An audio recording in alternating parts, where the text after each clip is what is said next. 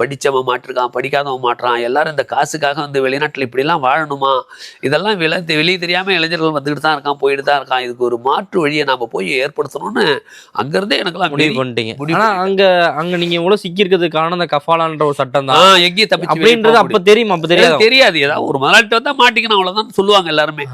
அவ்வளவுதான். நீங்க அங்க இருந்து திரும்பி வரணும்னாலும் முதலாளி மனசு வச்சாதான், வேற இடத்துக்கு போனாலும் முதலாளி வச்சாதான் உண்டு. வெளியில போலீஸ்ல கூட கம்ப்ளைண்ட் பண்ண முடியாது. போலீஸ் கம்ப்ளைண்ட் கூட பண்ண முடியாது. போலீஸ் இதுக்கு காரணம் தான் இந்த கஃபாலா சட்டம். போலீஸ் அவனுக்கு ஃப்ரெண்டு வேணும்னே போலீஸ் எல்லாம் அப்படி வர வைப்பான், வண்டியில வந்து ஆள் தான் வேலை செஞ்சிருக்கான்னு சொல்லுவான். நாம அவன்கிட்ட சொல்ல முடியாது.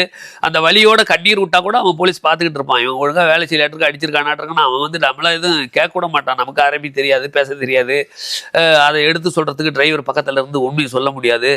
பல்வேறு உண்மைகளை கூட இதேமாரி நல்ல வேலை செய்யறான, சம்பளம் தரமான, சாப்பாடு போட மாட்டேங்கிறான்னு கூட போலீஸ்கிட்ட சொல்ல முடியாது. இந்த பக்கத்துல இருக்க நண்பர்கள் அவர்கிட்ட வேலை செய்யறாரு, அவருக்கு பிரச்சனை வந்துடும் சொல்லிட்டு உண்மையை கூட சொல்ல முடியாத ஓமையர்களாக வாழ்ந்துகிட்டு தான் இருக்காங்க.